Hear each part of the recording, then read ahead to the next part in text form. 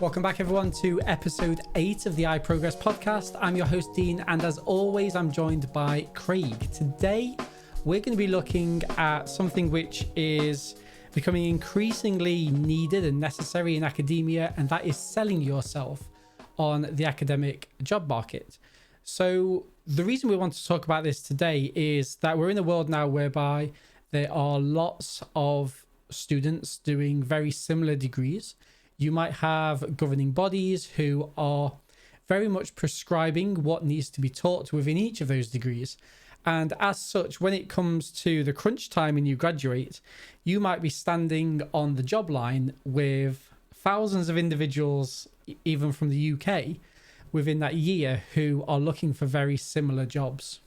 And I think that one area which is kind of prevalent for this is clinical psychology. These are jobs which are ridiculously hard to get. You need not only an excellent degree, but you also need sufficient work experience. A lot of the time they actually ask for paid work experience, which, as we all know, is very difficult to get when you are at university. Lots of these opportunities come as voluntary opportunities.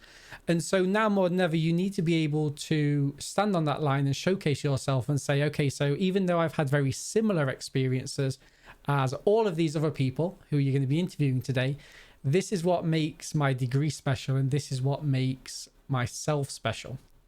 So the first topic that we're going to be talking about is branding and the use of social media. So we use social media quite a lot for our business, very kind of highly prevalent on Twitter, but also both Craig and I have these individual Twitter accounts which we use for lots of elements, such as networking, trying to gather some collaborations, but also disseminating our research. Now, Craig, you use your social media, I guess, a little bit more than me. Just talk us through maybe some of your successes that you've had. Yeah, I mean, I think for me, social media has been the thing that has really cemented my reputation, I guess, in the area.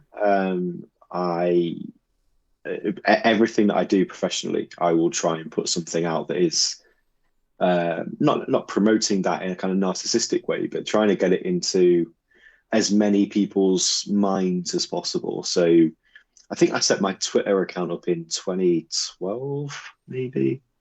So that would have been just as I was midway through my master's. Sure. So what I was trying to do there was to start to build kind of a profile, I guess, in terms of what I was doing. I kind of at that point knew that I wanted to go down the PhD route. I wanted to go into academia.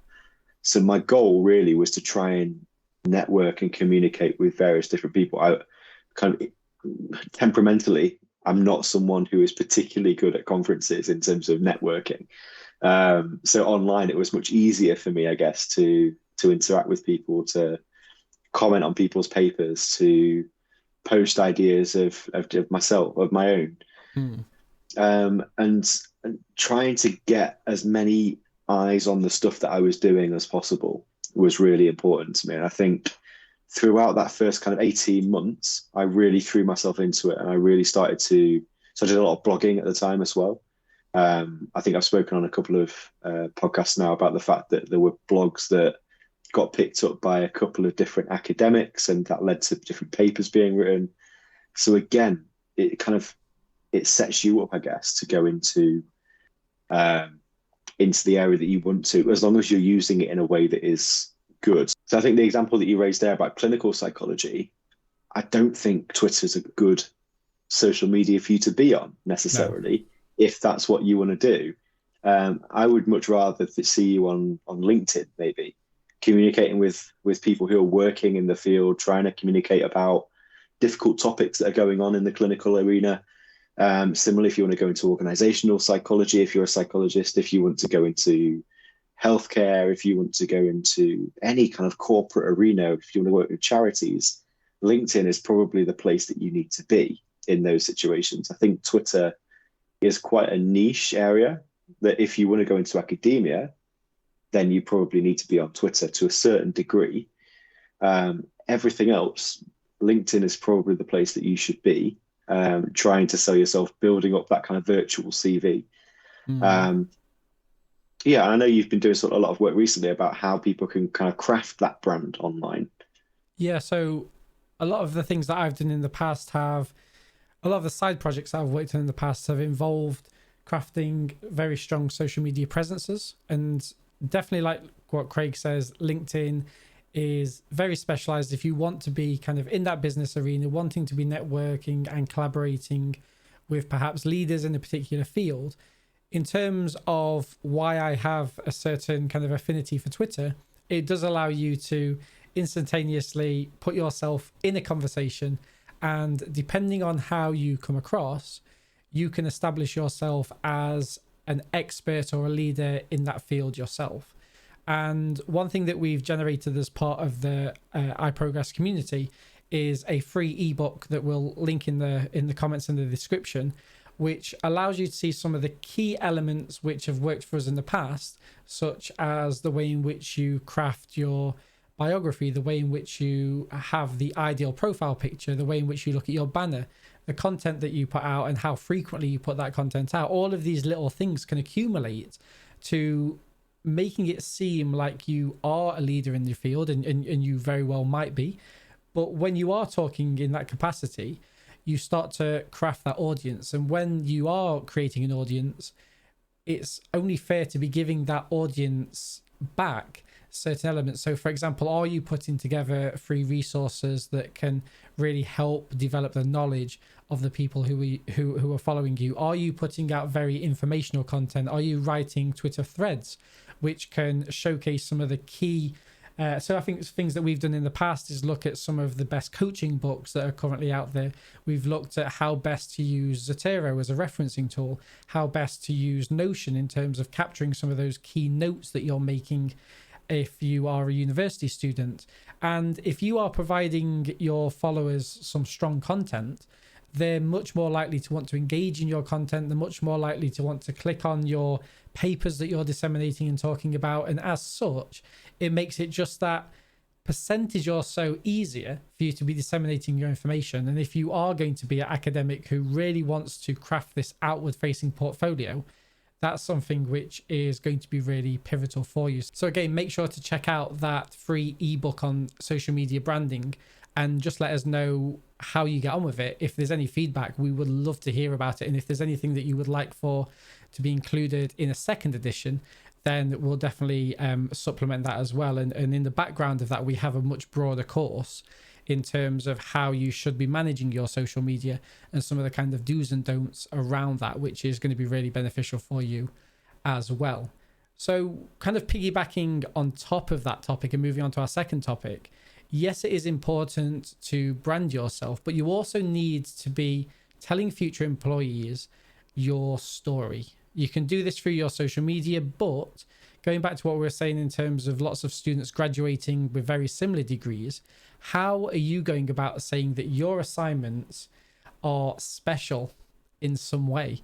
And just to kind of kick off the conversation about that, one thing that I try to do as a program leader is make sure that when I'm writing an assignment, when I'm designing an assignment, it's not just an essay. It's not just a presentation. It's not just a poster.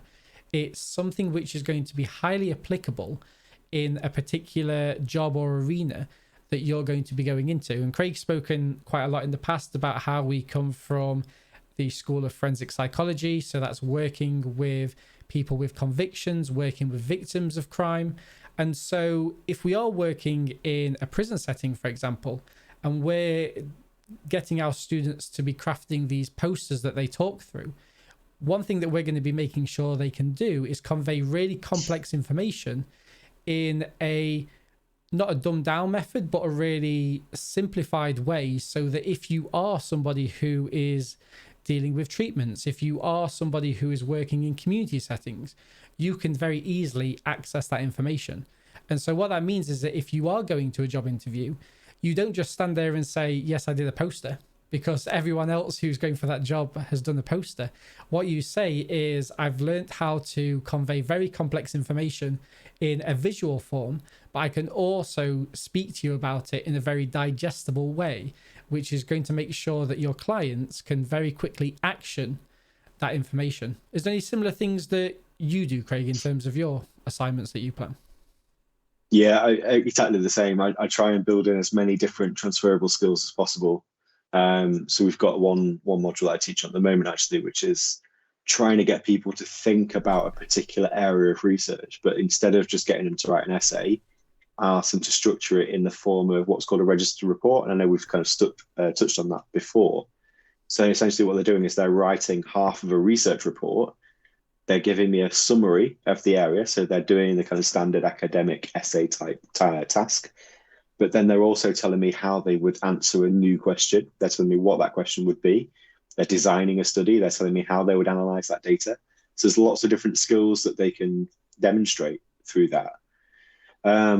I think the stuff that you're talking about, though, is really well encapsulated in a book. I know we've spoken 2 or 3 times about a guy called Cal Newport, so Yes, yeah. professor in the States, but he's got a book called So Good They Can't Ignore You. And I think that is a great mantra, I guess, a great way of thinking about what you should be doing on the job market. But in that, he puts forward various kind of cases for developing skills, not necessarily applying for any jobs that will just give you the experience that you think you want. He actually talks about not following your passion and instead developing this kind of repertoire of skills that, irrespective of what you then go on to do, you'll be enjoying the tasks that you're doing, Sure. rather than the job title or the area that you're working in. And I think that's a really nice way of thinking about these kinds of issues in terms of when you're doing your assignments, think about the skills that you're learning in those assignments. They become the things that you sell an employer. It's not that you got an A on a particular essay or a 2-1 on a particular research report. It's the fact that you were able to take a large data set and analyze it in a particular way. It's about how you can craft effective arguments. It's about how you can design consultancy reports. It's about how you can conduct a professional assessment. It's these skills that are important to an employer. An employer couldn't care less if you can write an essay. What they want you to do is to be able to show them how you can impact their work on a day-to-day basis. And I think learning about how to frame those assignments, frame the skills that you've developed. And I think we're kind of targeting this particular discussion at maybe undergraduate students. I think the same things happen, or the same things apply to kind of doctoral students that want to go into academia as well. Again, we don't particularly mind what courses you've done at a doctoral level when we're employing kind of junior researchers. What we want to know is, are you able to contribute to papers? Are you able to contribute to grants? Are you able to teach? How have you taught? How have you worked in a lab with other people? How have you collaborated? How have you led research studies? So again, it's selling the skills that you have rather than selling the courses that you've done and the assignments that you've written. It's about the skills. Practically speaking, what can you give to an employer?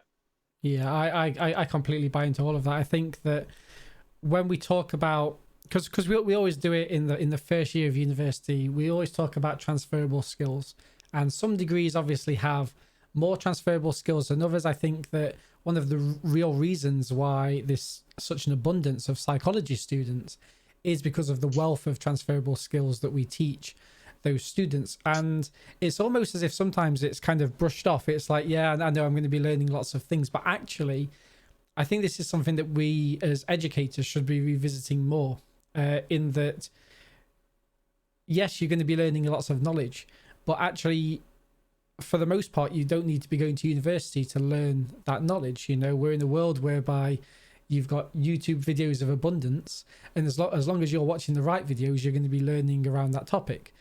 But what the university experience gives you is that platform to think critically.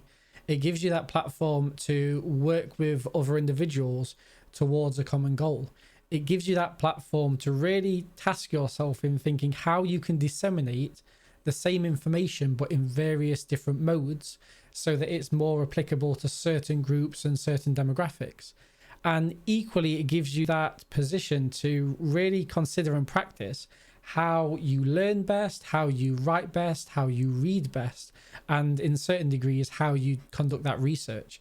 And they're the sort of stories that we need to be telling students. And just going back to what you're saying in terms of doctoral level students who want to go into academia, one thing that I do with my PhD students is from the outset tell them that just because you're doing a PhD doesn't mean that you have to go into academia. We're going back to kind of podcast 2 of this series where we talk about, you know, the anything else category, which we call industry.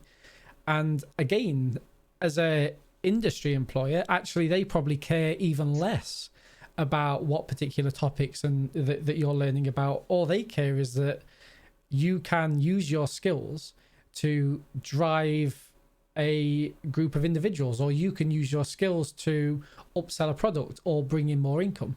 And I think that as soon as we start flipping the conversation on its head to talk about the skills that we're teaching and the overall story around the assignments that we've done, that's ultimately just going to lead into more students being employed, which actually, if we take a step back, is a real key university metric that I think sometimes, especially in the social sciences, perhaps that's something that we might be putting in the back of our minds, rather than saying, actually, okay, so what are we teaching these individuals and why is it important?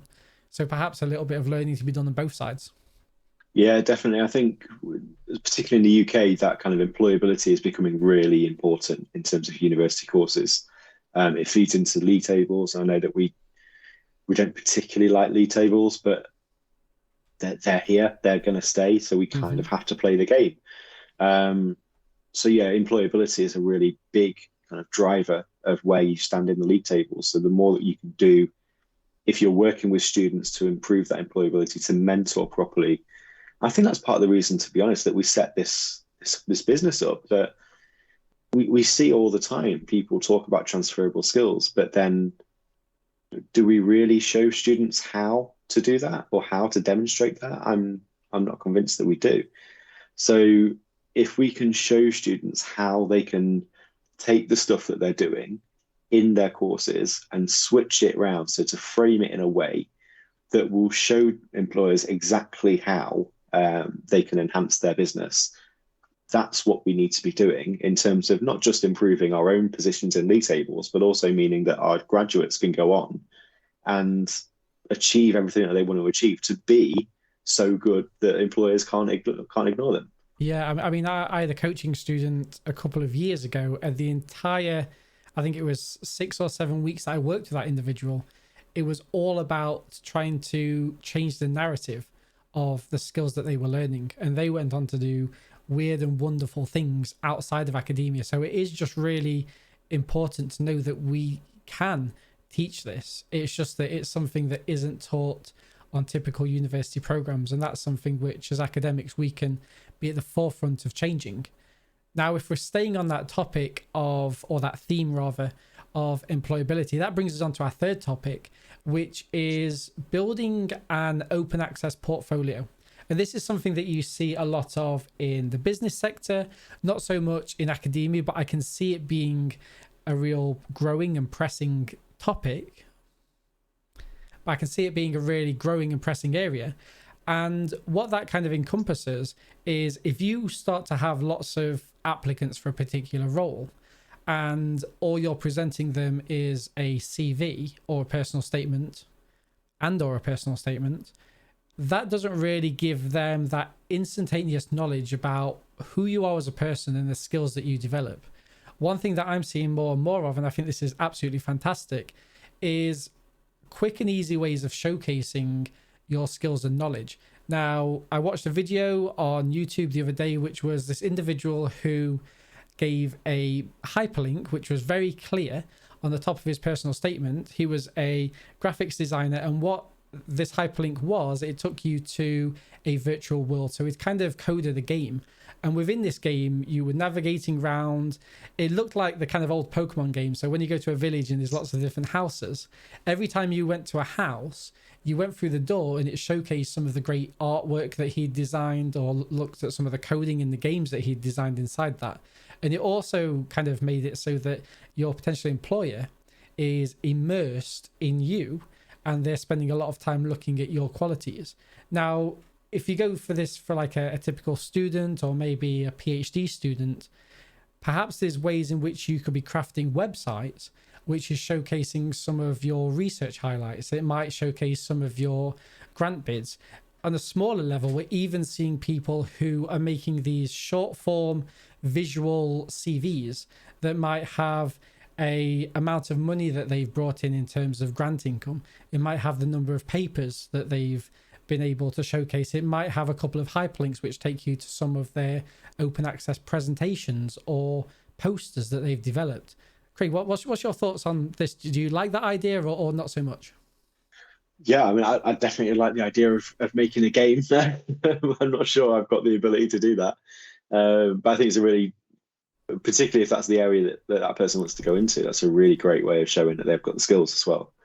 I think we need to be careful about who it is that we're talking about, and it's kind of, we need to think about what's going to work for different sectors, people of different levels. So I think the idea of a website works really well if you're at a kind of postgraduate, maybe doctoral level. I think you can showcase then projects that you've been involved with, papers you've written, presentations you've given. It might be that things have been recorded at conferences and you can kind of upload a video of your talk as well. Obviously, if you're at that stage, if we're talking about open access, then you can show that you've engaged with those kind of open access research policies as well. You can link to your open science framework page. So yeah, there's that, I think, works really well. I think if we take it back a step though, when we think about people who are maybe coming up to the end of their undergraduate course, that doesn't, to me, make that much sense in terms of having a website, because they just don't have the back catalogue of stuff to populate a website. So think about other things that you can do.